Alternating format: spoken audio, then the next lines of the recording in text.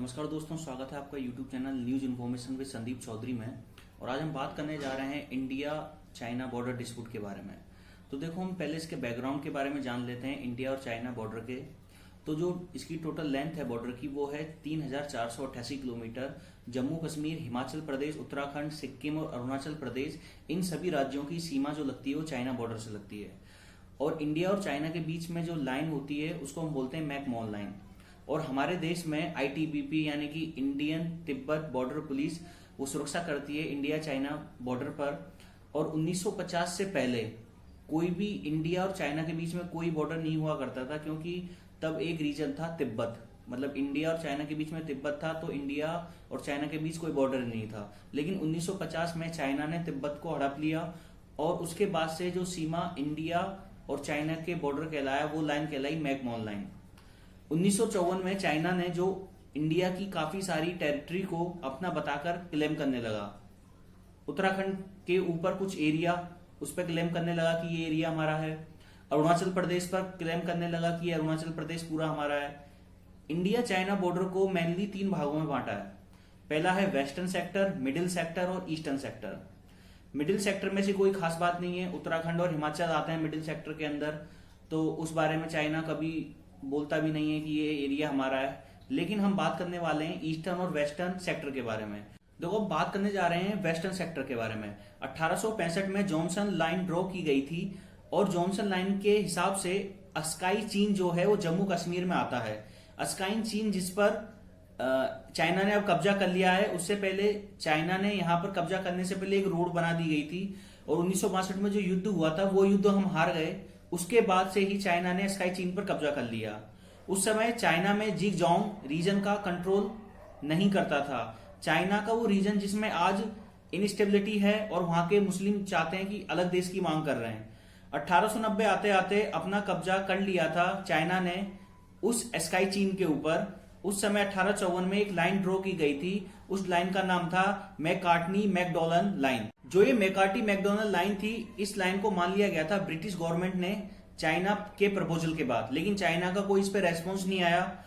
तो British government ने सोचा कि चाइना की हाँ ही होगी कि स्काई चीन जम्मू कश्मीर का पार्ट है, लेकिन तो ये एज्यूम कर लिया गया था ब्रिटिश गवर्नमेंट के द्वारा कि चीन इसमें राजी हो गया है कि स्काई चीन जम्मू कश्मीर का पार्ट है। लेकिन 1947 में इंडिया की आजाद होने के बाद इंडिया जॉनसन लाइन के आधार पर अपना ऑफिशियल बाउंड्री को मानता था और यह भी मानता था कि जॉनसन लाइन के आधार पर स्काई चीन जम्मू कश्मीर का हिस्सा है। 1962 में वार हुई। वार के दौरान हम चाइना से हार गए, तो स्काई चीन पर कब्जा कर लिया था चाइना ने। अब हम बात करते हैं कि जो वेस्टर्न सेक्टर है उसकी लंबाई कितनी है। तो 2150 किलोमीटर के आसपास वेस्टर्न सेक्टर की लंबाई है। मिडिल सेक्टर के अंदर एरिया आता है 625 किलोमीटर का, जो कि चाइना के बॉर्डर को टच करता है। अब हम बात करते हैं ईस्टर्न सेक्टर की। ईस्टर्न सेक्टर का जो बॉर्डर है वो 1140 किलोमीटर के आसपास है। 1913-14 में शिमला एकॉर्ड के अनुसार बॉर्डर डिफाइन हुआ था तिब्बत और ब्रिटिश इंडिया के बीच। जैसा हम पहले डिस्कस कर चुके हैं, उस समय इंडिया का बॉर्डर तिब्बत के साथ टच करता था, ना कि चाइना के साथ। इस शिमला एकॉर्ड के अनुसार अरुणाचल प्रदेश जो था वो इंडिया का हिस्सा था। इस लाइन को नाम दिया गया था मैकमोहन लाइन। लेकिन जब देश आजाद होता है तो चाइना इस मैकमोहन लाइन को मानने से मना कर देती है। तो शिमला एकॉर्ड जो साइन हुआ था, चाइना बोलता है कि वो ब्रिटिश के समय साइन हुआ था, हम इस चीज को नहीं मानते, और चाइना इस प्रपोजल को ठुकराने से मना कर देता है। चाइना पूरे के पूरे अरुणाचल प्रदेश पर अपना हक जमाता है, खासकर टोंग पर। अब हैरानी की बात क्या है कि मैकमोहन लाइन को चाइना इग्नोर करता है बॉर्डर के लिए, लेकिन दूसरी तरफ म्यांमार के साथ बॉर्डर डिफाइन करने के लिए चाइना इस मैकमोहन लाइन का इस्तेमाल करता है। 1962 में जब वार हुई थी तो ईस्टर्न साइड को चाइना ने काफी सारे एरिया पर कब्जा कर लिया था, लेकिन बाद में वो एरिया हमें लौटा दिया।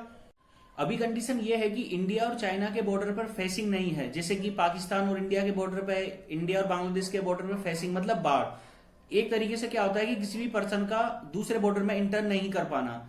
तो ये जो कंडीशन है वो इंडिया और चाइना के बॉर्डर पे नहीं है, तो इजीली कोई भी पर्सन बॉर्डर क्रॉस कर जाता है इंडिया और चाइना के बीच में।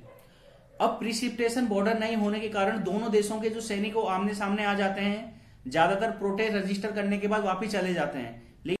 लेकिन कई बार क्या होता है, धक्का मुक्की हो जाती है, पत्थर फेंके जाते हैं दोनों तरफ के सोल्जर की तरफ से। अंतिम बार फायरिंग जो हुई थी वो 1967 में हुई थी। उसके बाद इंडिया और चाइना के बीच अभी तक कोई फायरिंग नहीं हुई, ये काफी अच्छी बात है। जैसे 2013 में हुआ था लद्दाख में, दोनों देशों के जो सोल्जर थे वो आमने सामने आ गए थे। 2017 में डोकलाम विवाद हुआ था, तब भी दोनों देशों के सोल्जर आमने सामने आए हैं। और पिछले एक हफ्ते में हम बात करें तो 5 से 6 बार ये इंसिडेंट हो चुका है जब दोनों देशों के जो सोल्जर हैं वो आमने सामने आए हों, धक्का मुक्की भी हुई है और इस इंसिडेंट में कुछ जो सोल्जर्स हैं उनको चोटें भी आई हैं। लेकिन जब 2017 में डोकलाम विवाद हुआ था तो उस समय भारत के प्रधानमंत्री तथा चीन के राष्ट्रपति ने एक एग्रीमेंट डिसाइड किया था। उन्होंने बोला था कि बॉर्डर को लेकर हम कोई भी डिस्प्यूट नहीं करेंगे। देखो, हाल ही में जो इंसिडेंट हुआ है उसको लेकर इंडियन आर्मी के जो जनरल मनोज नरवाने हैं, उन्होंने क्या बोला है कि इस जो मुद्दे को कूल डाउन करने की कोशिश करी है। लेकिन चाइना की तरफ से फॉरेन मिनिस्ट्री का जो स्टेटमेंट आया है उसमें इस चीज को एस्केलेट किया है और उन्होंने बोला है कि इंडिया एलएसी को यूनिलैटरली चेंज करने की कोशिश कर रहा है। एलएसी का मतलब होता है लाइन ऑफ एक्चुअल कंट्रोल।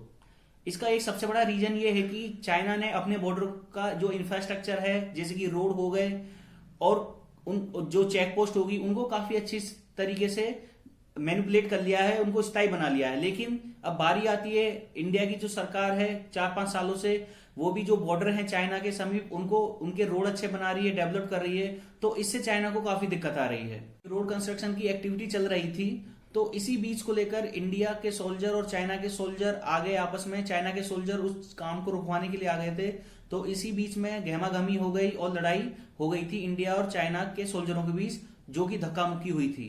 पिछले साल इंडिया ने डीबीओ रोड डेवलप किया था, जो कि लेह से काराकोरम पास को जोड़ता है। डीओबी में हमारी एक लैंडिंग स्ट्रिप है जो कि 16,000 फीट की ऊंचाई पर है।